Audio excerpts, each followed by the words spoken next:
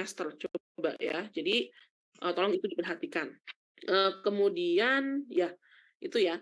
Nah, sebelumnya apakah ada yang mau ditanyakan terkait penegakan hukum administrasi lingkungan? Materi yang kita bahas minggu lalu? Ada yang mau ditanyakan? Diam semua? Oke, ini yang nggak pada open kamera ini ada nggak Aulia Bella? Aulia Bella, Alvin Dwi dari tadi saya panggil nggak respon ya. Oke.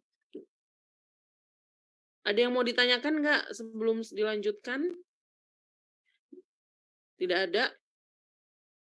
Tata Masita ada? Ada, Bu. Oke, ada yang mau ditanyakan nggak? Nggak ada, Bu. Oke. Baik ya. Bu, saya izin bertanya, Bu. Ya, silahkan. Ya, kemarin Bu saya sempat melihat kembali mungkin adanya Undang-Undang Cipta Kerja terkait dalam lingkungan ini kan mengurangi dalam artian kewenangan daerah dalam mengatur sumber dayanya maupun izin lingkungan. Ya. Nah, menurut Ibu, apakah dari Undang-Undang Cipta Kerja itu sendiri memiliki dampak positif dalam artian mengenai salah satunya itu kalau nggak salah disampaikan oleh Bapak Arteria Dahlan kalau nggak salah, itu mengenai tapal batas. Nah, menurut Ibu, itu bagaimana Bu terkait hal itu misalnya? Tapal batas apa Mbak? Bisa diperjelas nggak? Maksudnya tapal batas apa? Dalam artian tapal batas di sini itu, misalnya Bu, kan biasanya itu kan kalau di Undang-Undang PPLH yang dulu kan kewenangan daerahnya kan masih sangat baik lah dalam artian terkait desentralisasinya. Nah, dalam artian adanya Undang-Undang Cipta Kerja ini dipandang karena dalam artian dulu kewenangan daerah itu kemampuannya itu masih kurang dalam perlindungan sumber dayanya gitu. Nah, menurut Ibu apakah itu agree terhadap pernyataan statement itu atau sebenarnya ya memang ini Undang-Undang Cipta Kerja itu memang udah nggak baik gitu loh Bu dengan apa yang udah disampaikan di minggu lalu gitu. Ya Mbak, jadi saya tahu maksudnya mungkin ada yang mengatakan bahwa sebenarnya desentralisasi pun juga tidak menjamin pengelolaan suatu lingkungan hidup ya atau sumber daya alam itu akan lebih baik gitu. Ya sebenarnya itu memang iya gitu ya Mbak ya. Artinya kita itu baru menerapkan desentralisasi itu pasca kita reformasi ya tahun 98 ya dan dengan itu banyak perubahan undang-undang soal pemerintahan daerah. Itu kalau dikatakan sentralisasi juga itu ada dampak negatifnya gitu loh. Artinya tidak semua daerah itu mampu gitu loh kewenangan nih, misalnya dikasih tanggung jawab kewenangan, tapi tidak semua daerah itu sudah dewasa gitu. Ibaratnya kalau anak beda-beda kemampuannya, kemudian dikasih suatu kewenangan, dikasih suatu untuk mengurus sendiri gitu kan tidak semuanya itu kemampuannya sama. Mungkin kalau daerah-daerah yang sudah settle, yang sudah bagus manajemennya bisa gitu ya. Tapi begitu daerah-daerah yang lain itu belum tentu sama. Ini kaitannya dengan SDM gitu. Ya memang itu tantangannya gitu ya, harus diakui ada tantangannya itu memang seperti itu. Ada yang juga mengatakan desentralisasi itu melahirkan raja-raja kecil di daerah gitu ya. Korupsinya tuh dulu kalau waktu sentralisasi korupsinya di pusat, tapi begitu didesentralisasikan korupsinya juga ikut didesentralisasikan. Jadi daerah itu begitu dapat kewenangan gitu dia juga korup juga gitu. Nah, itu memang harus diakui memang ada kelemahannya, Mbak, gitu ya. Cuman masalahnya begini, kita itu kalau kalau saya sendiri itu sih sepakat ya bahwa Indonesia itu lebih efektif gitu ya dikelola secara desentralisasi. Gitu. Mengapa? Karena negara kita tuh luas banget dari Sabang sampai Merauke. Kalau tersentralisasi gitu ya, itu malah akan terjadi ketidakadilan terhadap akses gitu loh. Aksesnya tentu yang lebih dekat dengan ibu kota gitu ya, dengan pemerintah pusat tentu akhirnya akan dapat lebih bagus dong gitu kan. Sedangkan daerah-daerah yang jauh gitu ya, mungkin akan lebih sulit kemudian untuk diperhatikan.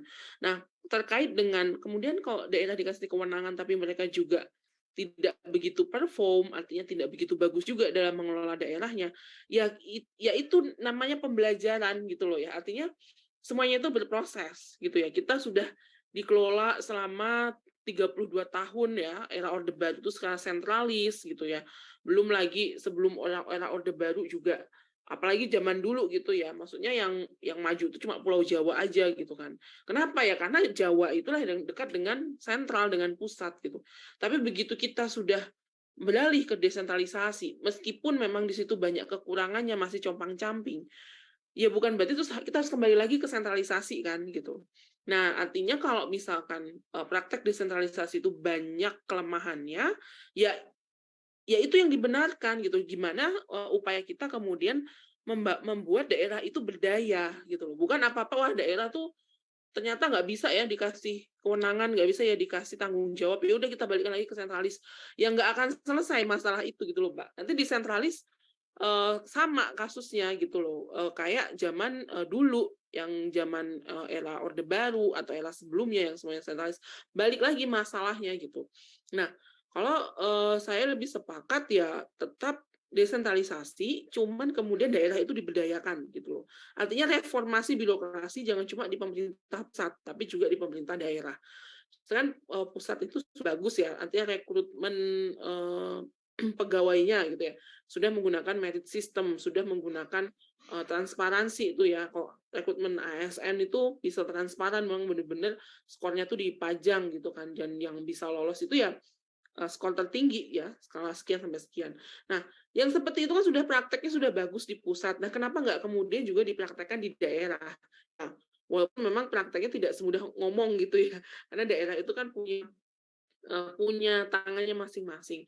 Tapi bukan berarti terus kalau itu sulit, terus kita harus kembali lagi ke sentralis gitu loh. Karena praktek sentralisasi kan kita sudah merasakan ya bahwa nggak cukup, nggak bisa Indonesia seluas ini berbeda-beda gitu ya karakternya ya, kemudian dikelola secara sentralis itu sudah terbukti yang lebih lama, lebih terbukti gitu loh ibaratnya ya, nggak berhasil gitu dibandingkan kalau yang desentralisasi itu sih Mbak. Jadi ya kalau misalkan pemerintah pusat mengatakan apa namanya, perlu kita kembali ke sentralisasi karena daerah ternyata tidak mampu, ya wajar mereka melakukan pembelaan. Yang kedua, prakteknya memang benar gitu, tidak semua daerah itu ternyata mampu, tapi kan bukan berarti terus kemudian kita solusinya harus kembali ke resentralisasi gitu loh. Nah, jadi itu sih Mbak kalau menurut saya. Artinya berproses aja, maksudnya desentralisasi itu nggak langsung bagus ya memang, ngurus Indonesia sekian luasnya gitu ya, teman-teman. Kemudian kita merombak sebuah birokrasi yang sudah sangat lama sekali mengakar kuat, kemudian kita rombak supaya lebih baik, itu bukan dalam sekejap gitu ya. Nah, jadi kalau menurut saya sih, saya tetap setuju dengan pola desentralisasi, tetapi kemudian daerahnya yang kemudian diberdayakan. Ya, apa yang sudah baik di pusat kemudian itu harus diturunkan ke daerah. Bukan berarti kemudian daerah ditarik lagi kewenangannya, mau sampai kapan gitu kan. Ibarat anak, mau sampai kapan dia dikasih tanggung jawab kalau nggak terus dibiarkan aja ya, dia dikasih kepercayaan untuk bisa mengelola. Kalau apa-apa masih banyak salah terus diambil terus sama orang tuanya, apa namanya, di take over sama orang tuanya, ya kapan sih anak ini mampu lah ibaratnya kayak gitu ya teman-teman. Dan semuanya itu kan trial and error, itu wajar gitu. Nggak sekali jadi langsung bagus ya, ya pasti gitu kan. Nah, tapi di situ ada proses. Nah, kalau menurut saya itu sih Mbak. Nah, dengan diberlakukannya Cipta Kerja itu seolah-olah jadi semuanya itu di take over lagi ke pusat gitu loh. Daerah yang sudah nyicil nih ya ibaratnya sedikit demi sedikit dia membangun, sedikit demi sedikit mungkin ya di sana tuh juga ada potensi bisa menjadi lebih bagus. Tapi kemudian karena Cipta Kerja dibalikan lagi ke pusat, ya mau sampai kapan gitu. Nah, tapi ya itu sih Mbak. Tapi kita belum bisa ngomong banyak ya soal Cipta Kerja karena putusan MK sendiri kan masih membekukan ya bahwa Cipta Kerja ini harus direvisi cara pembuatannya ya. Jadi yang dikatakan oleh MK inkonstitusional itu adalah cara pembuatannya yang kilat yang tanpa partisipasi publik gitu ya, yang itu dilakukan tidak lazimnya sebagaimana undang-undang gitu. Nah, kemudian oleh MK cara pembuatannya ini harus dibetulkan dan diberikan waktu 2 tahun. Jadi selama 2 tahun sejak putusan MK kita tidak bisa berbicara banyak soal cipta kerja karena ibarat kata itu dibekukan dulu ya, segala sesuatu yang berdampak penting ya dari cipta kerja ini harus ditahan terlebih dahulu. Nah, begitu Mbak Salsabella ya, Salsabella Sania. Yang lain mungkin Den Yogi, ya, ya silahkan Mas Faris.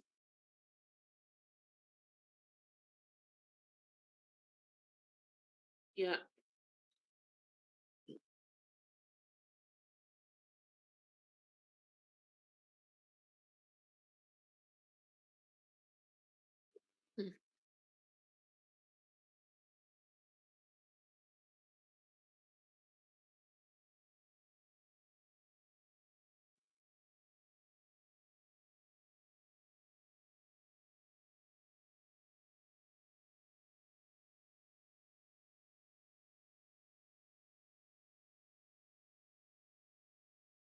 hmm, oke.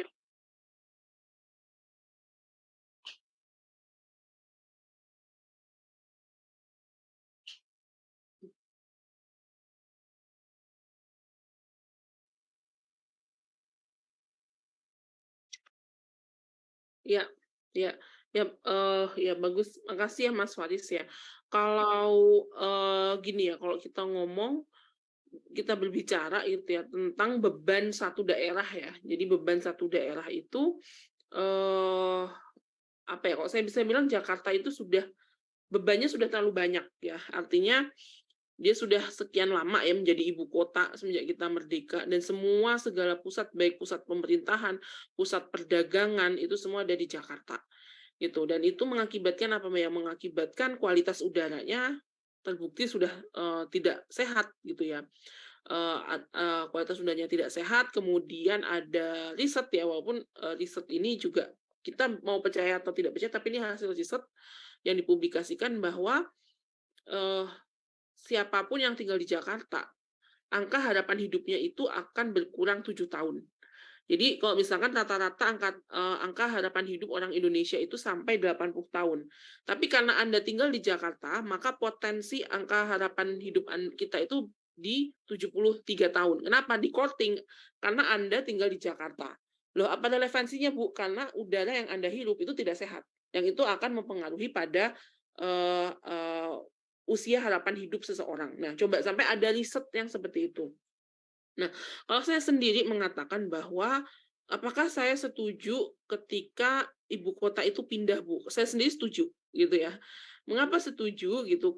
Karena kita melihat pada tren ya, tren negara-negara di dunia, apa negara-negara yang dia negara-negara maju lah, atau nggak usah jauh-jauh lah, negara tetangga, Malaysia apa mereka memisahkan daerah yang menjadi pusat ibu kota ya pusat pemerintahan dengan pusat perdagangan itu dua daerah yang berbeda ya seperti kalau di Malaysia itu kita kenal ibu kotanya itu adalah Kuala Lumpur gitu ya tetapi pusat pemerintahnya itu nggak ada di Kuala Lumpur ya tapi di Putrajaya gitu kita ngeliat negara yang superpower ya nggak tahu sekarang masih superpower apa enggak tuh ya misalkan US gitu ya ibu kotanya kita kenal Washington, tapi pusat perdagangan itu ada di New York gitu.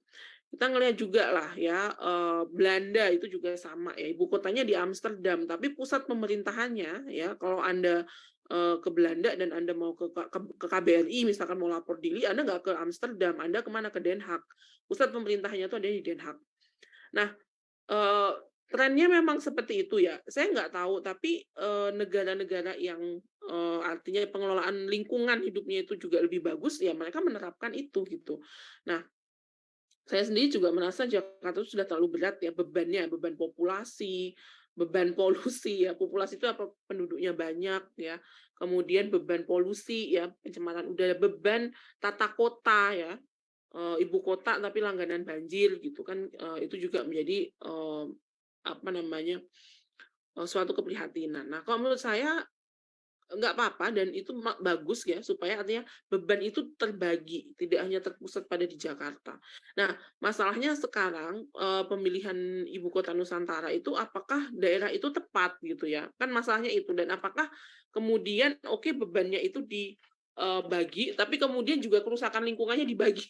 Ya dulu kerusakan lingkungannya, Jakarta paling parah tapi nah cuman karena kita membangun ya sejak awal, harus ada komitmen gitu ya dari pemerintah, desain ibu kota ini yang baru ini secara lingkungannya itu seperti apa. Nah, tentu harapannya karena yang namanya pusat pemerintahan gitu ya, ibu kota negara kan berarti pusat pemerintahannya akan dialihkan ke, daerah mana itu saya lupa, Kalimantan Timur ya? Provinsi maksudnya Provinsi Kalimantan Timur ya. Nah, itu komitmen sejak awal itu harus, pengelolaannya itu dari awal itu harus sustainable gitu loh, ya. Kenapa? Karena kalau tidak dikelola secara sustainable sejak awal, komitmen ya, artinya komitmen itu tidak ada, ya sama aja memindahkan ibu kota, beban berpindah, masalah lingkungannya juga berpindah gitu loh. Nah, jadi, cuman kalau kita ngelihat memang komitmen pemerintah itu ini adalah kota di dalam hutan gitu ya. Bukan kemudian ada hutan, kan di sana kan masih ininya lahannya hutan ya, kemudian mau dibangun ibu kota, lalu bagaimana? Nah, tapi komitmen pemerintah sih hutannya tetap dipertahankan, tapi kita membangun kota dalam hutan gitu loh. Jadi bukan, hutan yang ada dalam kota, tetapi kota yang ada di dalam hutan. Jadi hutannya tuh tetap diusahakan tetap ada. Terus selain itu ya juga harus diperhitungkan juga penggunaan energinya, karena kita kan sekarang sudah masuk di dalam, masa di mana kita sudah tidak lagi menggantungkan 100% pada energi fosil. Nah, itu bisa nggak ibu kota negara yang baru, dia jadi sekaligus menjadi percontohan penggunaan energi yang terbarukan gitu. Artinya paling tidak, sebagian besar energinya itu ditopang oleh energi baru dan terbarukan gitu. Sehingga apa ya, komitmen membangun sebuah kota yang sustainable itu harus dimulai sejak awal. Karena kalau tidak, apalagi ini jadi IKN, ya pasti nanti akan rusak lagi lingkungannya gitu loh. Kalau pola pembangunannya, pola manajemen wilayahnya masih, tidak berubah gitu mindset-nya. Nah, itu Mas Mas Faris kalau dari saya kayak gitu ya. Besok saya kebetulan,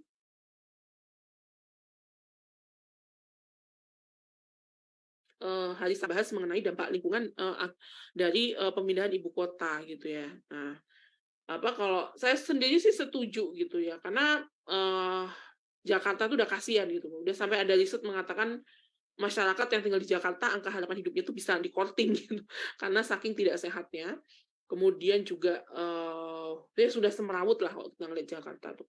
Nah, beban beban artinya beban pengelolaan negara itu bisa dibagi, tapi tidak dengan, kerusakan lingkungannya gitu ya. Kerusakan lingkungan harus di-stop ya. Pindah ibu kota bukan berarti lingkungannya juga, kerusakan lingkungan itu juga pindah, nggak kayak gitu ya konsepnya. Itu, Mas Faris.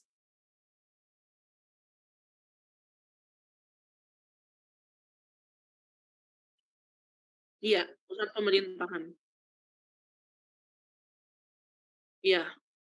Jadi, mencontoh lah ya, kalau kita kan bisa melihat sesuatu yang sudah ada dan memang kalau itu memang bagus, ya biarkan saja pusat pusat perdagangannya tetap di Jakarta gitu ya, tapi pusat pemerintahannya ya, apa namanya, kantor-kantor pemerintah, kantor-kantor perwakilan negara asing gitu ya, terus, ya itu biar aja itu yang pindah gitu loh ibaratnya. Administrasi kenegaraannya ya, itu pindah, tetapi kok pusat perdagangan ya biarkan aja di Jakarta, ya beban itu terbagi, gitu Mas. Cuman ya concern kita yang orang lingkungan itu kan mengatakan, dengan dibangunnya ibu kota negara yang baru, itu jaminan tidak akan terjadi degradasi lingkungannya bagaimana, kan kayak gitu. Nah, artinya tadi komitmen sejak awal ibu kota pindah, tapi jadikan itu percontohan sebagai kota yang ramah lingkungan, yang sustainable. Artinya, eee kok mau tadi disebut mau kota dalam hutan ya silahkan, tapi bagaimana penggunaan energinya gitu ya, bagaimana pengelolaan sampahnya, bagaimana tata kotanya. Nah, itu harus benar-benar diperhatikan. Nah, kalau enggak ya sama aja gitu loh. Gitu, Mas. Oke, sama-sama. Oke, ini ada yang masih belum open cam, mohon maaf ya. Saya agak rewel gitu. Ayo dinyalakan ya, Naufal, Akila, Naufal. Den Yogi Mandala Putra, Katarina Dwi. Ada nggak orangnya? Orang mana, Bu? Nah, Oke lah, hadir, Bu. open kamera. Maulana Ya, nggak Bu. kelihatan Saya lupa tadi, orangnya. Bu. Den Yogi Mandala Putra Saya yang gambar kucing ini. izin tidak menyalakan kamera, Bu, karena laptopnya sedang terkendala, kameranya nggak bisa dibuka. Oh, sedihnya. Ya, Ya, mohon yang maaf ya, penting Bu. yang penting tetap mengikuti perkuliahan ya. Jangan Baik, cuma Bu. laptopnya aja yang kuliah ya. Iya. Fatihul Ihsan ada. Katarina Hadir, Bu. Lagi di jalan, Bu. Sebentar, Bu. Katarina Dwi ada. Noval Rahman. Ini kalau saya panggil nggak ada, nih saya harus gimana nih? Ada, Bu. Ada, Bu. Hadir, Bu.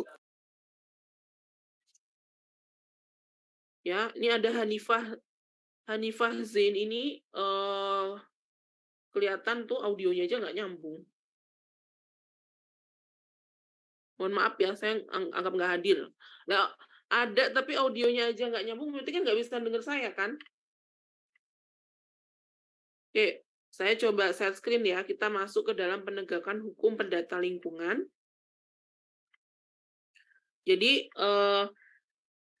penegakan hukum lingkungan itu kan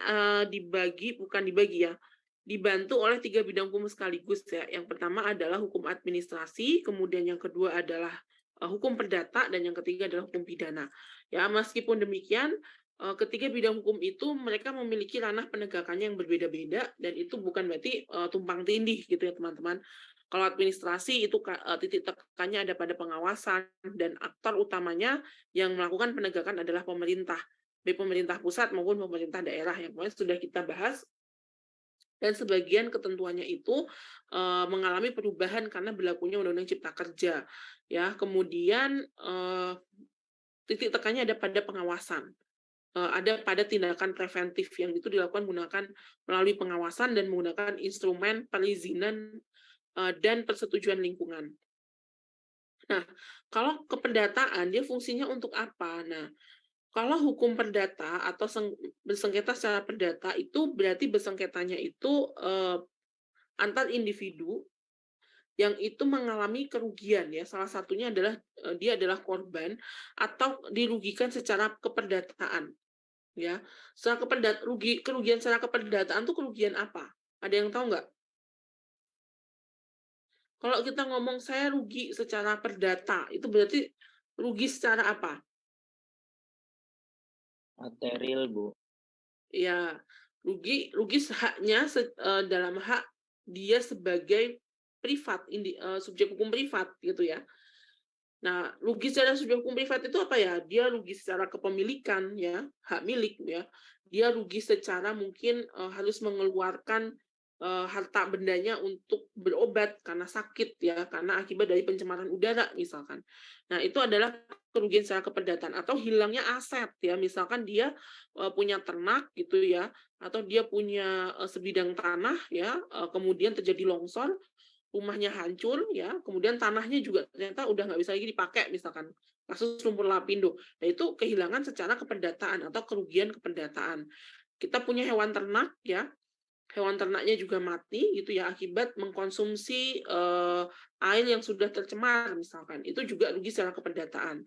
Atau misal korban dari pencemaran udara ya, dia karena tinggal di suatu wilayah yang udaranya tidak sehat, kemudian dia sakit dan untuk sembuh dia harus berobat dan mengeluarkan biaya. Nah, itu juga rugi secara keperdataan.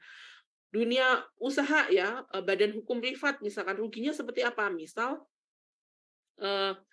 dia kerugian secara potensi keuntungan ya, misalkan dalam kasus kebakaran hutan dan lahan kemudian terjadi kabut asap, itu merugikan banyak perusahaan aviation ya, atau perusahaan penerbangan yang dia kemudian harus meng-cancel ya, udah ada calon penumpang, tiketnya sudah dibeli, tapi kemudian ada kabut asap, nggak bisa terbang karena jarak pandangnya terbatas, dan beberapa jadwal penerbangan harus cancel. Itu apa? Kerugian potensi keuntungan. Itu adalah kerugian-kerugian yang sifatnya kependataan.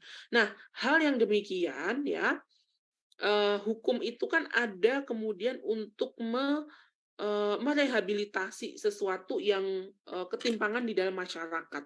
Ya, ketimpangan dalam masyarakatnya apa ya? Adanya korban, adanya kerugian, adanya hilangnya hak milik seseorang atau suatu badan hukum privat. Nah, maka dari itu hukum berperan untuk mengembalikan hak-hak mereka. Ya melalui apa? Melalui kompensasi. Ya melalui ganti kerugian. Dan itu juga kalau melalui ganti kerugian, melalui kompensasi haknya itu bisa terpulihkan, maka itu dilakukan. Nah, sekarang pertanyaannya, siapa yang harus mengkompensasi, siapa yang harus bertanggung jawab? Ya, dia gampangnya jawabannya adalah pelaku gitu ya, pelaku pencemaran dan atau perusakan. Nah, itu sesuai dengan doktrin liability atau doktrin tanggung jawab hukum, yaitu setiap orang yang karena perbuatannya gitu ya mengakibatkan kerugian pada orang lain, maka dia harus bertanggung jawab. Artinya siapa yang harus mengkompensasi, siapa yang harus merehabilitasi ya kerugian-kerugian itu tentu adalah yang melakukan suatu tindakan yang menimbulkan kerugian alias pelaku gitu ya teman-teman. Nah, di sini kemudian terjadi sengketa nih antara korban yang tadi kehilangan hak-hak keperdataannya ya akibat pencemaran dan perusakan dengan pelaku ya, pelaku pencemaran dan perusakan. Nah, di sini kalau mereka bersengketa, maka itu disebut sebagai sengketa keperdataan atau sifatnya privat. Nah, begitu ya teman-teman. Jadi pencemaran dan perusakan itu sangat mungkin gitu ya. Sangat mungkin kemudian menyebabkan kerugian keperdataan bagi seseorang atau sekelompok orang atau badan hukum gitu. Nah, sehingga di sini timbullah yang kita sebut dengan sengketa. Nah, kemudian sengketa ini bagaimana cara penyelesaiannya? Nah, penyelesaian sengketa itu ditujukan untuk merehabilitasi tadi ya, hilangnya sebagian hak-hak keperdataan milik seseorang.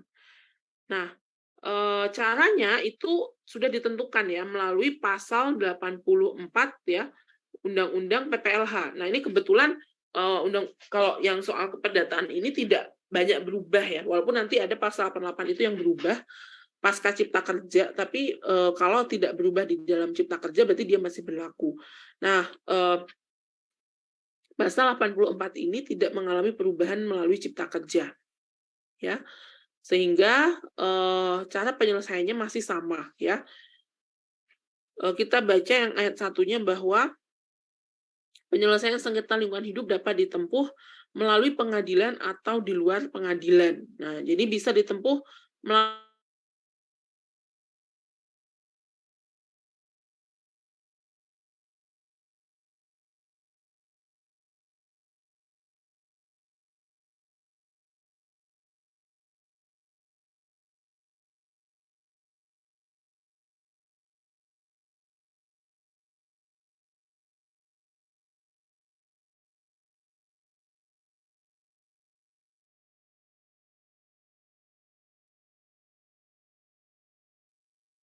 sengketa. Nah, jadi pasal 84 ini ya dia menegaskan bahwa kita harus menyelesaikan sengketa lingkungan hidup itu di luar pengadilan terlebih dahulu. Jadi nggak bisa nih ya ada pencemaran, ada perusakan, ada korban yang dirugikan, kemudian langsung kita yuk sengketa, kita gugat ke pengadilan. Nggak bisa ya teman-teman. Karena sekarang perkara perdata apapun ya nggak cuma lingkungan hidup ya, lingkungan hidup termasuk salah satunya harus diselesaikan secara musyawarah, harus diselesaikan secara baik-baik terlebih dahulu.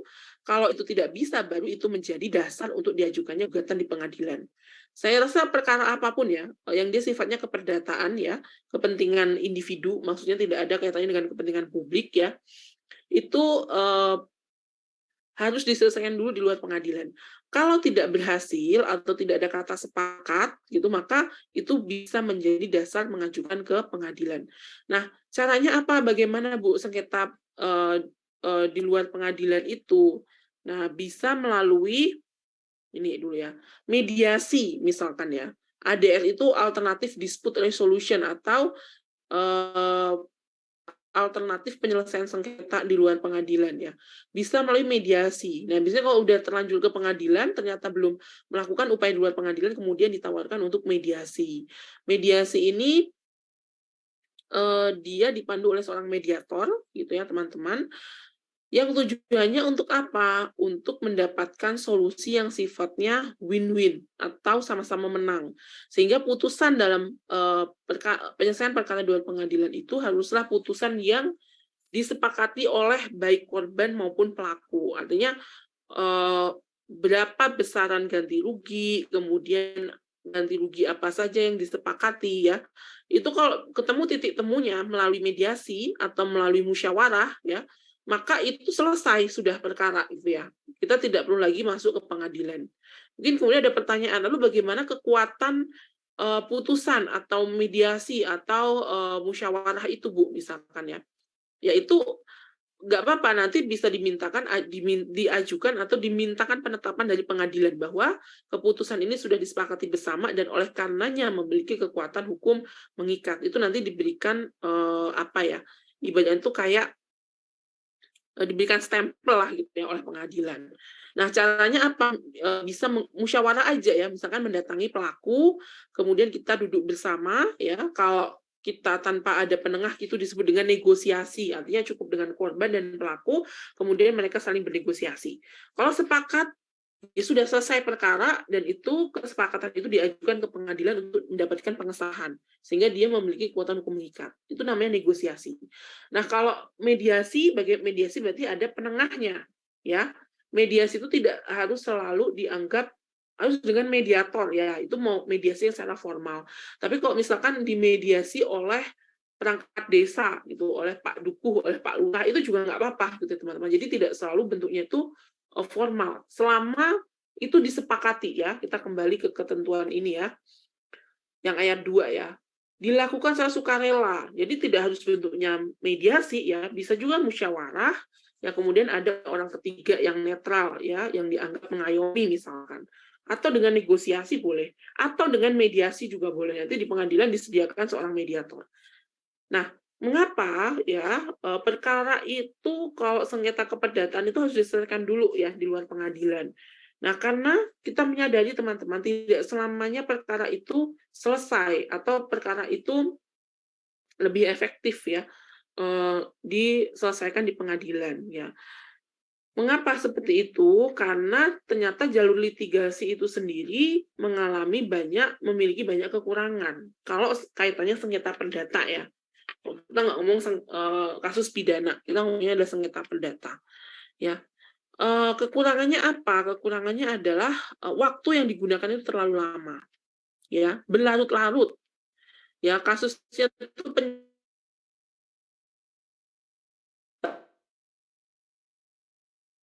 itu baru selesai, baru inkrah itu mungkin setelah 10 tahun. Wah, kok bisa Bu? Ya bisa, itu baru tingkat pertama ya.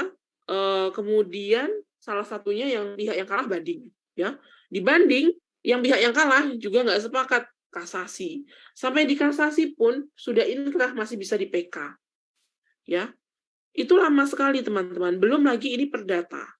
Loh, apa kaitannya Bu perdata? Ya, perdata itu para pihaknya itu sering tidak hadir dijadwalkan pada sidang. Ini saya pengalaman sendiri ya. Saya nggak punya lisensi beracara, tapi ketika saya jadi mahasiswa, mata kuliah praktek peradilan ya, sebelum kita membuat berkas, sebelum kita bersidang, itu kita disuruh belajar dulu mengamati ya, mengobservasi gimana sejalannya persidangan. Nah, itu saya ditugaskan tuh oleh dosen saya untuk datang ke PN Jogja pada saat itu. Saya ditugaskan untuk mengikuti 5 sidang perkara pidana dan 5 sidang perkara perdata. Apa yang saya bawa, yang saya dapatkan, dalam 1 hari, saya bisa mendapatkan 5 perkara pidana, selesai, gitu kan. Tapi perkara perdata itu sulit sekali, ya, sulit sekali. Adapun dijadwalkan itu, satu digelar sidang, tetapi para pihaknya nggak hadir. Nah, kok bisa Bu para pihaknya nggak hadir? Karena dalam perdata yang bersengketa itu adalah pihak-pihak yang bebas. Artinya tergugat dan penggugat itu adalah orang yang bebas. Begitu dijadwalkan sidang hari ini jam ini, dianya nggak hadir, kuasa hukumnya nggak hadir, ya sudah nggak jadi sidang. Nah, kalau perkara pidana lain soal. Perkara pidana terdakwanya itu ditahan, gitu ya. At least kalau nggak ditahan di rutan, dia jadi tahanan kota kan, sedang dia tidak ditahan di rutan, ya dia menjadi tahanan kota. Artinya apa? Begitu ada jadwal sidang di pengadilan, dijemputlah sama jaksa, ya. Di rutan itu dijemput sama jaksa, kemudian dihadirkan di persidangan. Artinya apa? Kalau memang sudah dijadwalkan, perkara pidana itu pasti akan berjalan. Tapi kalau perkara perdata enggak ya, teman-teman. Jadi sulit ya. Nah, itu baru di pengadilan tingkat 1. Belum lagi nanti kalau dia banding, belum lagi nanti kalau dia kasasi. Sehingga satu perkara itu bisa sangat lama. Nah, sehingga untuk mencegah ya, penyelesaian sengketa yang berlarut itu sangat dianjurkan untuk menyelesaikan sengketa di luar pengadilan. Kemudian ya kelemahan yang kedua ya menyelesaikan sengketa perdata di secara litigasi itu adalah putusan itu bersifat win-lose ya, menang kalah. Ada yang menang, ada yang kalah. Tentu yang menang seneng, yang kalah nggak seneng kan gitu. Yang kalah ini yang biasanya kemudian dia banding. Banding nanti yang kalah juga dia mengajukan kasasi. Begitu sudah kasasi diputuskan, yang kalah dia mengajukan PK. Nggak selesai-selesai ya, teman-teman. Nah, ini padahal kalau perkara lingkungan, ya korban itu dia sudah menderita, gitu ya, sudah menderita, dan kompensasi nggak segera dia dapatkan. Karena apa? Karena penyelesaian sengketa yang sangat lama ini tadi. Kemudian yang kedua, lingkungan juga tercemar, ya. Kalau menunggu, ya, tapi nanti kita ada solusi lagi ya, kok kaitannya dengan lingkungan. Sampai kapan ya lingkungan ini harus direhabilitasi, sedangkan proses penyelesaian sengketanya pun lama. Kalau nggak inkrah putusan, itu kan nggak bisa dieksekusi, gitu ya. Nah, ini ya teman-teman, jadi terdapat kelemahan-kelemahan itu. Ya, kalau yang terakhir ini diragukan kemampuan hakim dalam menyelesaikan secara memuaskan, ini saya rasa sekarang sudah bagus ya. Mahkamah Agung itu sudah menetapkan yang bisa mengadili perkara lingkungan hanyalah hakim yang memiliki sertifikasi lingkungan. Ya walaupun belum banyak, tapi itu ada suatu upaya, sudah bagus gitu. Kalau belum punya sertifikasi hakim lingkungan, maka dia tidak bisa mengadili perkara lingkungan. Itu sudah bagus. Nah, sehingga penyelesaian sengketa luar pengadilan itu menjadi sangat mendesak gitu ya, atau sangat menjadi suatu solusi ya. Yang satu pertama dia mencegah ya penyelesaian perkara secara berlarut. Yang kedua ya penyelesaian sengketa luar pengadilan itu putusannya itu adalah sama-sama senang ya, win-win solution. Artinya kalau dia sepakat kan, sepakat itu hanya bisa terjadi kalau kedua belah pihak itu sepakat ya untuk menghendaki gitu ya. Tapi kalau tidak sepakat bagaimana Bu? Ya sudah, berarti penyelesaian sengketa luar pengadilan tidak berhasil, maka maju ke pengadilan begitu. Nah, jadi ini besok teman-teman ya yang jadi lawyer, yang jadi aktivis lingkungan itu harus paham bahwa kalau dia sengketanya lingkungan itu sengketa keperdataan, maka tidak bisa langsung dibawa ke pengadilan ya. Kalau dibawa ke pengadilan oleh hakim pasti ditanya sudah menyelesaikan upaya sengketa di luar pengadilan apa. Kalau belum ada maka itu nggak bisa ya. Harus kemudian pasti nanti difasilitasi untuk mediasi. Ada pertanyaan dulu sebelumnya?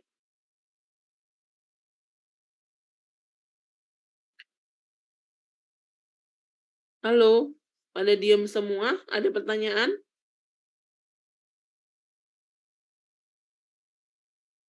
Belum ada pertanyaan, Bu. Jauh ini belum ada, Bu.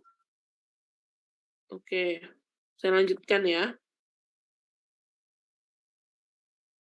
Nah, ini ya penyelesaian lingkungan hidup di pengadilan atau di luar pengadilan ya, sama ya. Nah, gugatan di pengadilan hanya dapat ditempuh ya apabila upaya penyelesaian sengketa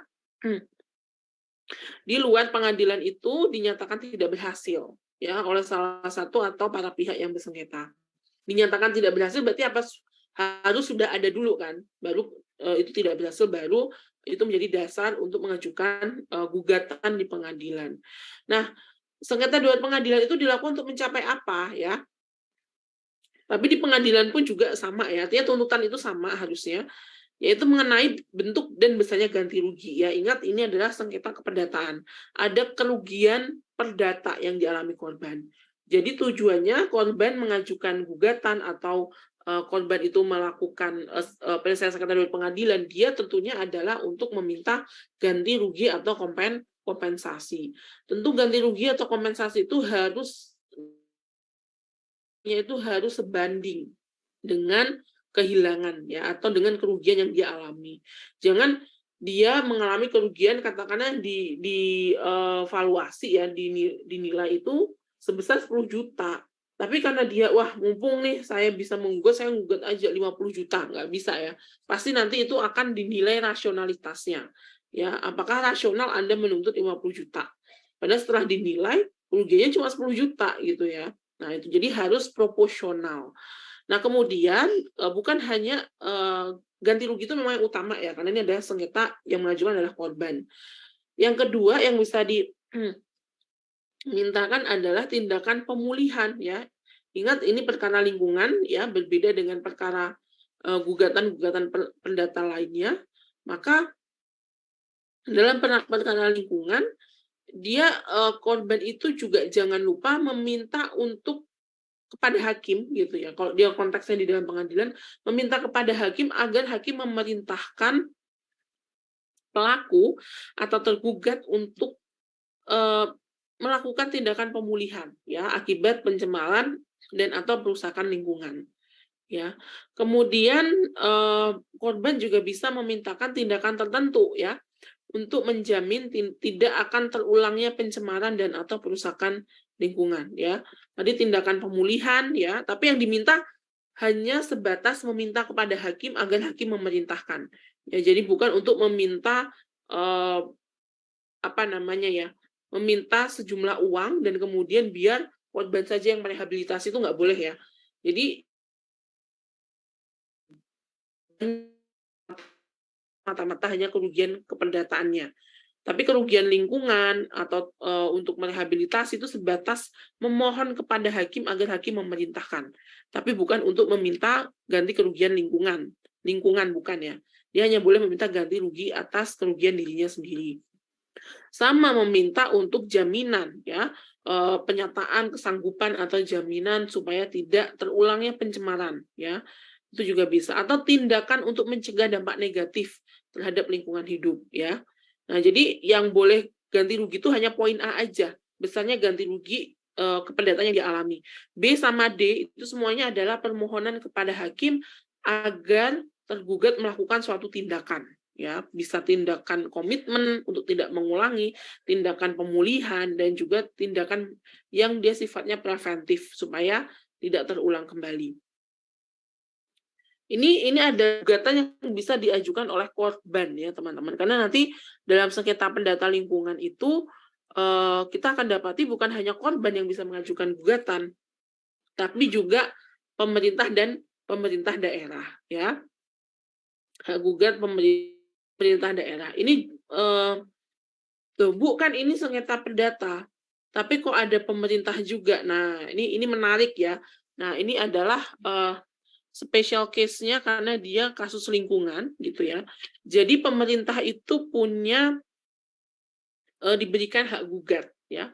Diberikan hak gugat untuk perkara lingkungan. Ya, kalau kita ngelihat dasar teoritisnya apa kok pemerintah itu dikasih gugatan lingkungan, karena kita akan ketemu dengan teori public trust. Doktrin public trust itu sebenarnya doktrin common law yang itu dikatakan bahwa ya pemerintah itu ada sebagai wali ya, sebagai wali yang dia itu diberikan kewenangan untuk melindungi dan juga untuk mengelola lingkungan, sehingga apapun yang terjadi terkait dengan lingkungan, kalau misalnya terjadi pencemaran atau perusakan, maka pemerintah ini dia bertindak sebagai wali, yaitu teori public trust. Kemudian yang membenarkan ya kenapa kok pemerintah ini kemudian diberikan hak gugat itu juga adanya konsep public goods ya, atau benda publik, lingkungan sebagai benda publik ya. Lingkungan sebagai benda publik itu konsepnya kok bisa Bu lingkungan sebagai benda publik ya. Kan kalau pertanyaan itu akan filosofis, itu akan melahirkan pertanyaan-pertanyaan berikutnya. Ya sampai ujung itu dia selalu bisa dipertanyakan gitu ya. Nah, lingkungan itu kenapa kok disebut sebagai public goods? Sehingga dia pengelolaannya ada pada pemerintah. Ya, konsep public goods itu ada 2 kriteria ya. Yang pertama adalah non-degradable dan non-rivalry. Non-degradable itu artinya penggunaan oleh salah satu orang tidak mengurangi ketersediaannya untuk digunakan oleh orang lain. Lingkungan kan demikian ya, udara kita semua di sini menghirup udara, tetapi yang kita hirup itu tidak mengurangi ketersediaan udara untuk dihirup oleh orang lain. Air, kita semua di sini menggunakan air gitu ya. Dan penggunaan air oleh salah satu orang itu tidak menyebabkan air itu berkurang. Ya, air memang tidak berkurang, tapi memang mungkin nanti kualitasnya menurun gitu ya teman-teman. Kalau tidak dikonservasi, makanya air itu akan selalu tersedia kok teman-teman. Tapi kualitasnya kan itu ya, yang itu tidak bisa dijamin selalu sama. Nah, itu konsep dari non-degradable. Yang kedua konsepnya adalah non-rivalry, artinya tidak ada persaingan. Ya. Tidak ada persaingan itu maksudnya bagaimana? Ini masih konsep lingkungan sebagai benda publik ya. Yang tadi sifatnya tidak mengurangi ketersediaan karena penggunaan oleh orang lain. Yang kedua itu penggunaan orang lain tidak bisa mencegah orang lain. Seseorang tidak bisa mencegah orang lain untuk menggunakan atau menikmati lingkungan. Nah, sehingga contohnya misalkan saya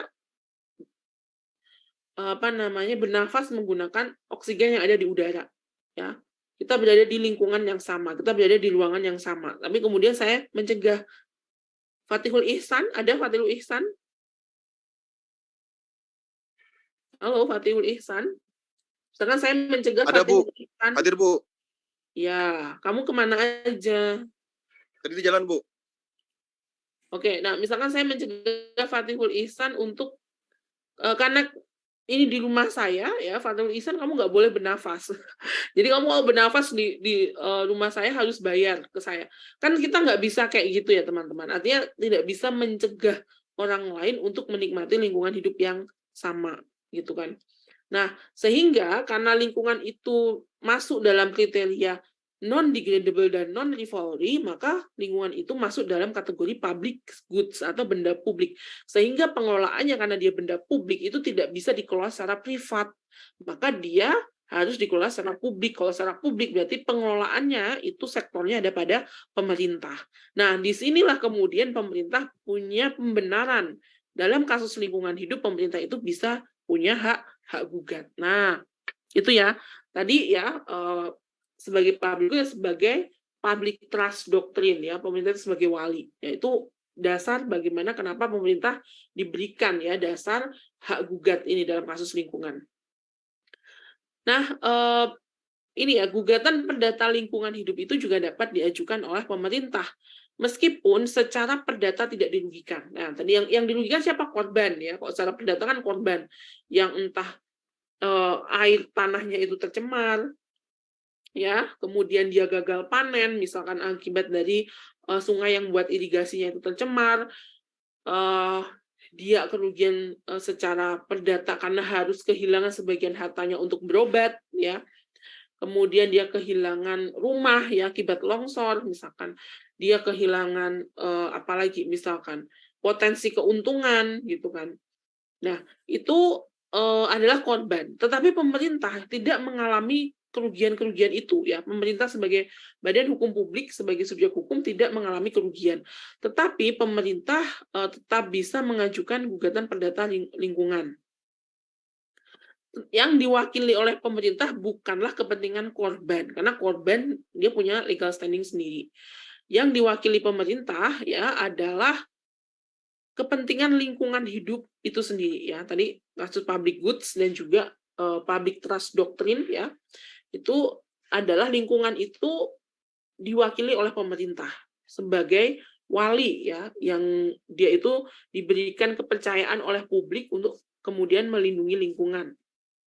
Nah, dasar hukumnya ya di Undang-Undang PPLH itu ada di pasal 90 ayat 1 ya, bahwa instansi pemerintah dan pemerintah daerah, berarti pemerintah pusat dan pemerintah daerah yang bertanggung jawab di bidang lingkungan hidup berwenang mengajukan gugatan ganti rugi dan tindakan tertentu terhadap usaha dan atau kegiatan yang menyebabkan pencemaran dan atau kerusakan lingkungan hidup yang mengakibatkan kerugian lingkungan hidup. Jadi, yang digugat oleh pemerintah itu adalah kerugian lingkungannya. Gitu ya. Kerugian lingkungan, bukan kerugian korban. Kerugian lingkungan. Mengapa lingkungan itu bisa rugi, Bu? Ya bisa. Lingkungan kalau tercemar, Kalau rusak berarti kan itu ada unsur di dalam ekosistem yang terganggu. Ya kalau tercemar berarti unsurnya apa? Unsurnya adalah non hayati, ya udara, air. Terganggu kan karena dia tercemar ya, dimasukkan, ingat ya pencemaran itu apa ya? Masuk atau dimasukkannya ya zat makhluk hidup atau komponen lain ke dalam ekosistem sampai dengan melebihi baku mutu lingkungan. Ya berarti apa? Ada yang terganggu kan? Salah satu unsur dalam ekosistem atau bahkan lebih unsurnya lebih yang terganggu. Kalau perusakan apa? Ya berubahnya bentuk ya atau komponen ya. Nah, bisa berupa hilangnya keanekaragaman hayati, bisa berupa hilangnya satwa langka yang dilindungi ya. Nah, atau bentangan alam, yaitu berubah, itu masuk perusakan lingkungan. Itu semua tidak bisa dibiarkan teman-teman, tapi harus direhabilitasi ya. Kita ngomong perdata pidana berarti itu sudah bukan lagi preventif tapi represif ya, dia sudah terjadi. Nah, kalau sudah terjadi apa ya, semua itu kemudian harus ditanggulangi, harus direhabilitasi, harus di-recovery. Butuh dana nggak untuk melakukan itu? Jelas butuh ya, bahkan dananya itu tidak murah gitu teman-teman ya. Nah, sekarang gitu ya teman-teman, kadang hak gugat pemerintah ini untuk membackup tadi ya, selain pemerintah dibenarkan ya dengan beberapa teori dan doktrin, tapi hak gugat pemerintah ini juga bermanfaat ketika ya penyelesaian sengketa di luar pengadilan itu tidak berhasil, dan memang faktanya banyak yang tidak berhasil. Ya kenapa? Karena korbannya minta ganti rugi, pelakunya merasa dia nggak melakukan pencemaran dan perusakan gitu ya. Ya pelaku itu kan kalau seseorang kalau dia dinyatakan bersalah itu kan pasti defense ya, siapapun lah kita, kalau tetangga kita merasa dirugikan oleh kita dan kemudian dia minta ganti rugi, pasti dari diri kita ada defense gitu ya. Nah, naluri untuk mendefense inilah yang kemudian banyak menyebabkan sengketa di luar pengadilan itu tidak berhasil. Masuklah ke jalur litigasi yang sudah kita tahu prosesnya akan begitu panjang. Lingkungan nggak bisa nunggu ya, yang tercemar, yang rusak nggak bisa nunggu sampai putusannya itu inkrah dan kemudian hak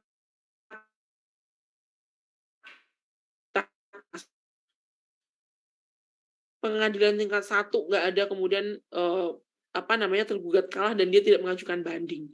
Nah, kok dia mengajukan banding kan tambah lama lagi. Kapan nih putusannya inkrah, kemudian lingkungannya direhabilitasi. Nggak bisa nunggu. Nah, akhirnya solusinya apa? Pemerintahlah yang harus merehabilitasi dulu gitu ya teman-teman. Dan itu terjadi di kasus kebakaran hutan dan lahan. Lahan gambut gitu ya. Yang terbakar itu yang merehabilitasi siapa? Pemerintah. Ekosistemnya rusak, ekosistem gambut, berapa karbon yang terserap kemudian terbakar dan dilepaskan lagi ke atmosfer, itu kerugian lingkungan dan yang harus merehabilitasi itu semua pemerintah. Nah, di sini pemerintah bisa kemudian melakukan gugatan subrogasi ya. Apa itu gugatan subrogasi ya? Gugatan subrogasi itu adalah pemerintah menalangi dulu ya, pakai duit negara, pakai duit kita ya teman-teman. Kemudian begitu kasus perdatanya ini sudah dinyatakan inkrah, tergugat dinyatakan dia itu bersalah dan harus merehabilitasi, baru kemudian pemerintah mengajukan gugatan pemerintah untuk meminta ganti rugi. Atas apa? Atas dana APBN yang sudah dikeluarkan oleh pemerintah untuk merehabilitasi lingkungan yang tidak bisa menunggu itu tadi. Lingkungannya sudah pulih, tapi uang yang dikeluarkan oleh pemerintah itu juga harus diganti rugi oleh pelaku. Kalau pada akhirnya dia dinyatakan bersalah ya teman-teman, dengan proses yang panjang itu. Artinya itu adalah satu solusi juga ya. Artinya kalau misalkan lingkungannya itu tidak bisa menunggu dan proses di pengadilan litigasinya itu panjang, ya solusinya itu ya pemerintah menalangi dulu lah. Karena dia tadi sebagai wali ya, dia memiliki trust ya dari publik untuk mengelola lingkungan, dan sekaligus lingkungan itu sebagai benda publik ya. Berarti tanggung jawab utama memang ada pada pemerintah. Sehingga yang paling berkewajiban untuk menalangi terlebih dahulu, tentu jangan korban ya. Korban itu udah kasihan, dia udah kehilangan secara keperdataan, masa juga harus nalangi lingkungan yang tercemar juga.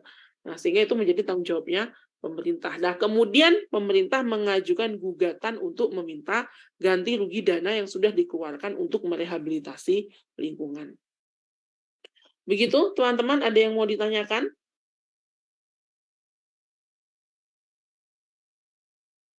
Ya, silakan.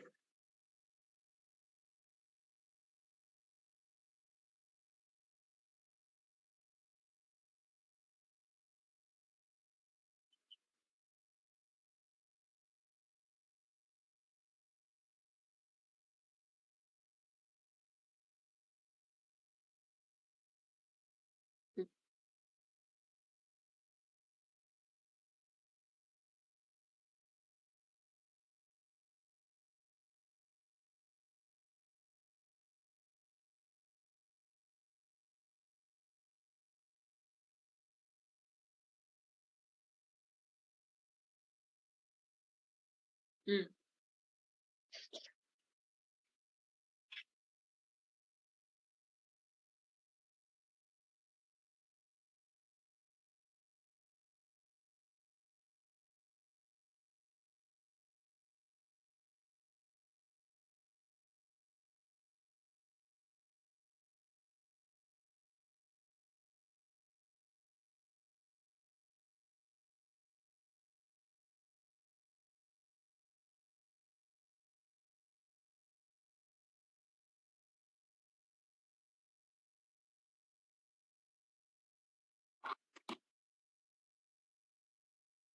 Hmm.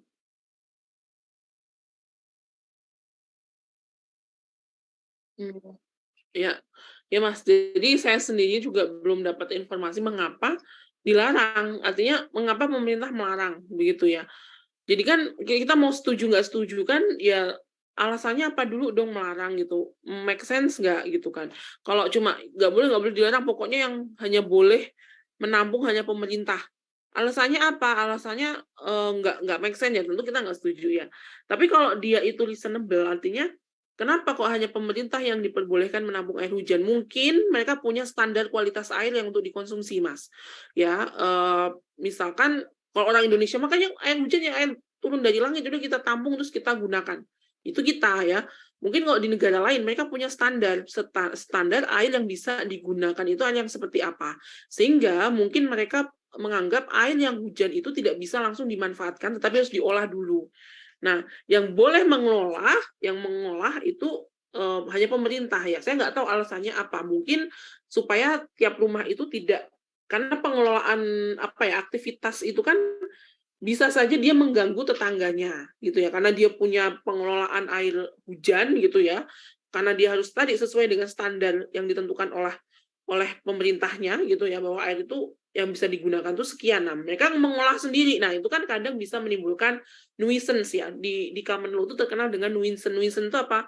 Gangguan. Nah, itu mereka tuh budaya itu memang budaya menggugat ya. Kalau sudah diganggu itu dia bisa itu menjadi sebagai dasar untuk gugatan. Nah, jangan sampai tapi itu dugaan saya ya Mas. Ini saya kan tadi nggak tahu ya reasonnya apa. Jangan sampai hanya karena mereka mau mengolah sendiri, kemudian itu menimbulkan nuisance atau gangguan yang itu dikeluhkan oleh tetangganya. Nah, oleh karena itu apa ya udah pemerintah tiap orang setiap keluarga itu nggak boleh ya kemudian menampung sendiri, mengolah sendiri, tetapi itu harus oleh pemerintah, kemudian pemerintah yang menyalurkan. Nah, itu semata-mata saya rasa supaya tertib aja ya, tertib, tidak menimbulkan gangguan, dan standar pemenuhan air yang bisa dikonsumsi itu terpenuhi gitu, Mas. Nah, kalau memang itu alasannya sih saya setuju ya. Tapi kalau alasannya karena apa ya namanya pemerintah tuh punya kepentingan gitu dan ya kepentingan ini boleh-boleh aja ya. Artinya dilarang tuh cuma karena supaya niatnya tidak baik ya tentu nggak setuju. Cuman yang itu tadi yang perlu dipastikan alasannya kenapa gitu loh. Warganya kok nggak dibolehkan. Gitu. Kalau tadi alasannya seperti yang saya sampaikan, mereka punya standar terkait air yang digunakan dan untuk mencapai standar itu air hujan itu harus diolah dulu dan dalam kok diolah kalau setiap orang diberikan hak pengelolaan kemudian itu menimbulkan nuisance ya Mas setuju aja gitu. Oleh karena itu supaya pemerintah aja yang diperbolehkan untuk mengelola gitu. Begitu Mas. Iya, yang lain Saya rasa sampai di sini ya, soalnya ini hak gugat, karena kalau ini saya lanjutkan tuh pembahasannya akan panjang ya teman-teman. Jadi ini yang hak gugat organisasi lingkungan hidup, kita akan bahas di pertemuan selanjutnya. Jadi sebelum kita ke sini, jadi yang untuk bisa menggugat dalam sengketa perdata lingkungan itu ada 3 pihak. Yang pertama korban, yang kedua pemerintah, dan yang ketiga adalah organisasi lingkungan hidup. Satu perkara lingkungan, satu perkara perdata lingkungan itu bisa digugat oleh 3 orang. Tiga pihak, sorry ya. Yaitu korban, korban itu bisa individu, bisa kelompok orang, atau dia bisa badan hukum ya. Yang kedua adalah pemerintah. Tadi kita sudah bahas pemerintah pusat maupun pemerintah daerah. Kemudian yang ketiga, ini yang belum kita bahas adalah organisasi lingkungan hidup. Meskipun demikian, ketiganya ini memiliki titik poin gugatan yang tentu berbeda, tidak tumpang tindih ya. Korban itu dia hanya berhak mengganti rugi atas kerugian perdata yang dia alami. Kerugian lingkungan itu bukan menjadi kewenangan korban, ya. Tapi korban sebatas memohon kepada hakim agar hakim memerintahkan pelaku pencemaran dan atau perusakan itu melakukan rehabilitasi atau menanggulangi lingkungan yang tercemar atau rusak. Tapi kalau meminta ganti rugi lingkungan itu menjadi kewenangannya pemerintah untuk mengajukan gugatan, ya. Pemerintah tidak boleh atau tidak punya kewenangan untuk meminta ganti rugi korban. Korban dia adalah subjek hukum yang mandiri yang bisa mengajukan gugatannya secara mandiri, ya. Nah, kalau pemerintah sebatas pada kerugian lingkungan. Jadi boleh pemerintah itu mengajukan nominal sekian dana, ya. Karena apa ya? Karena pemerintah sudah mengeluarkan dana yang itu digunakan untuk merehabilitasi lingkungan. Karena lingkungan ini nggak bisa menunggu sampai putusannya inkrah, nggak bisa, terlalu lama. Nah, maka dari itu, dan ini adalah lingkungan ya, kepentingannya kepentingan publik. Maka pemerintahlah yang merehabilitasi, tapi kemudian pemerintah mengajukan gugatan ganti kerugian lingkungan. Nah, kita belum bahas yang ketiga ya. Ini untuk minggu depan. Sebelum saya akhiri, ada yang mau ditanyakan? Tidak ada? Oke.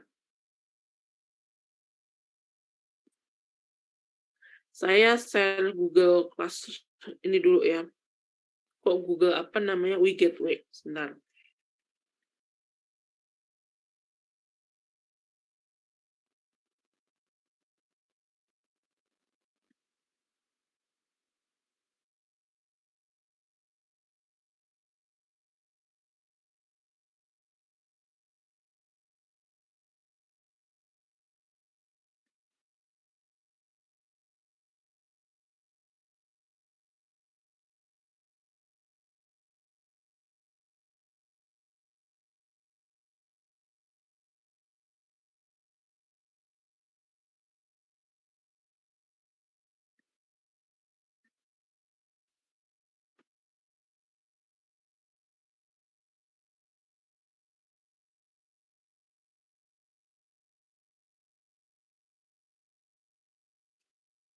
Dan ini tadi untuk nama-nama yang saya panggil nggak hadir, mohon maaf ya.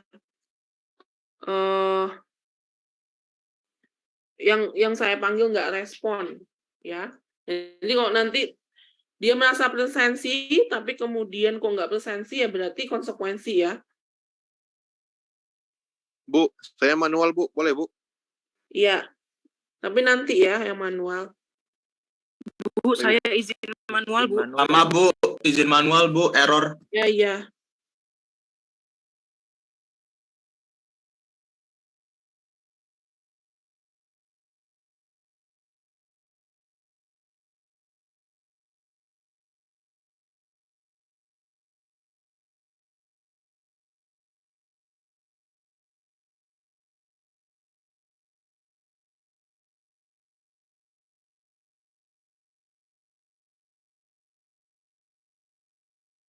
Bu, saya izin manual, Bu.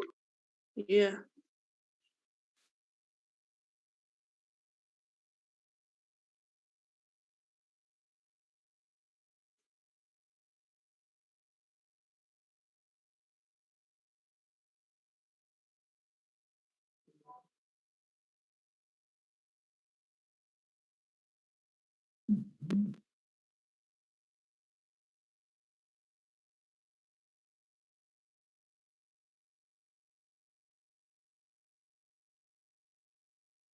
Baik, sudah semua ya? Saya Ibu, panggil aja yang masih merah. Belum, ya. Ibu.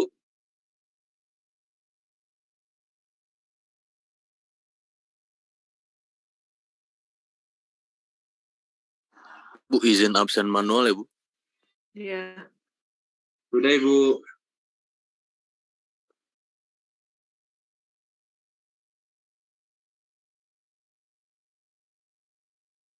Tadi siapa yang ini? Sebutkan Ya, 5. Bu, Hena Atira, Bu. saya Naufal Awal sama Akila, Bu. Ninahin. Fatih Oliksan, Bu. Tadi ngantri dulu dong ya Bu, Hena satu-satu. Atira. Mbaknya tadi. Saya Hena Berapa Atira, Mbak? NIM awal dan NIM akhir? 18410369, Bu. Hena ya. Oke, siapa Iya, lagi? Saya, Naufal Bu. Akila, Bu. 429, Bu. 20, 429, Bu. 20. 20, 429 ini Oke, ya. Bu. Ya, siapa lagi?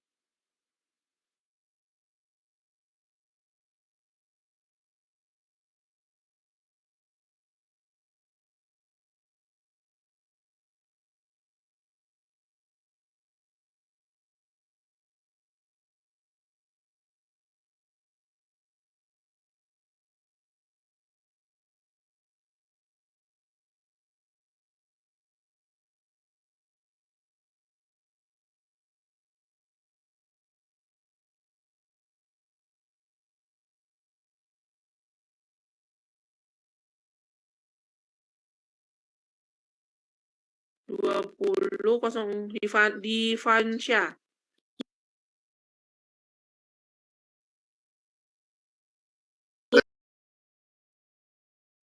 Akila. Saya, Bu. Akila. Ya. Oke, Absen siapa paling terakhir, lagi? Bu. Bu, Fatih Iksan. Ibu. Ibu Salsabila Sania, Ibu 194110. Terima kasih.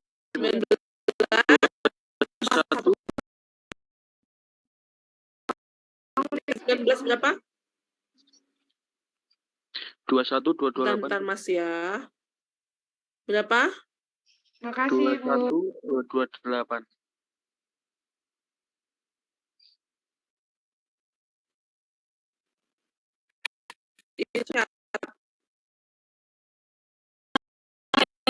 Saya, Bu. Inayah dulu. Inayah berapa? 21410031. 21 belakang 1 21410031. Belakangnya 31. Bu, saya, Bu. The Greatest Abraham, Bu. 19504. ya. Ini saya pusing, saya nggak bentar ya. 21 berapa, Mbak? Belak 3 angka belakang aja yang disebutin. 21 031. 031. Ya. Ibu itu 005. 21 005 ini. Iya, Tata, Bu. Ibu Naufal Rahman itu, Bu, Makasih, Bu. 20081. Iya, terima kasih, Bu, Siapa ya. lagi? Ibu, Iya, Bu. 605. Banyak 1248, banget Bu. ya. Bentar ya. Masa saya buka lagi deh, masa nggak bisa di ini? Gateway-nya error, Bu. Gateway-nya error, Bu. Sama, Bu, Gateway-nya saya error, juga Bu. error. Ya udah satu-satu dulu. Kita sudah ya. 19 504, Bu. 199, Bu. Ajeng dulu, Ajeng Ameliana. Iya. Berapa? 20199. 20. Bu, saya, Bu, 435. 21258. Firdaus dulu. 435, Bu. 19. Berapa? 435, angka terakhirnya. Angkatan 19. 435.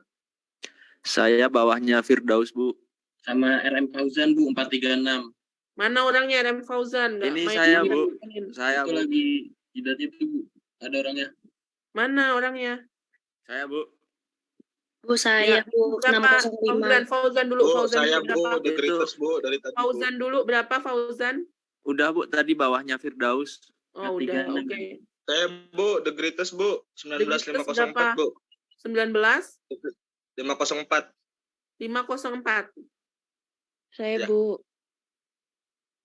Bu, itu saya nomor 13, Bu. Alfa. Iya, Bu. Oke, ada lagi? Bu, saya belum tadi. 21248, Bu. 21248. Iya. Saya 21410031, Bu. 21 berapa? 21258, Bu. 258. Iya, Anang. anak. Iya. Kamu mati lampu tadi katanya. Saya 031. Udah bisa join, Bu. 21031.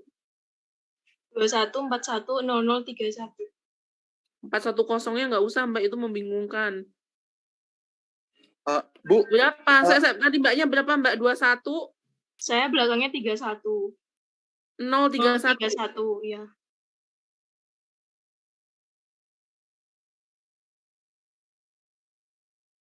Dua 21031.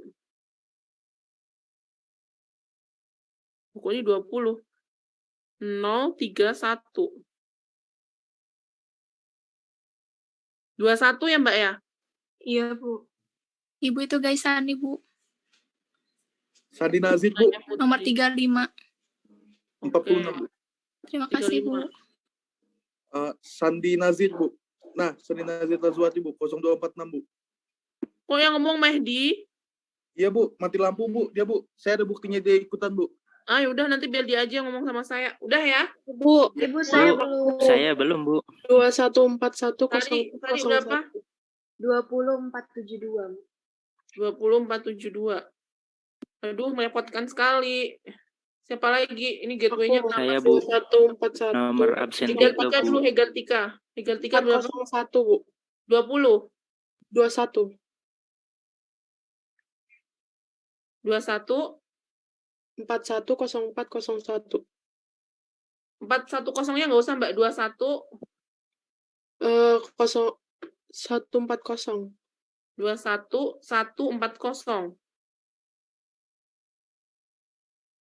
Sorry, Bu, 401. 40. Maaf, Bu, maaf. 401. Ini. Iya, kasih, Ya, Bu. siapa lagi? Bu, saya nomor absen 3, Bu. Di kolom awal, Bu.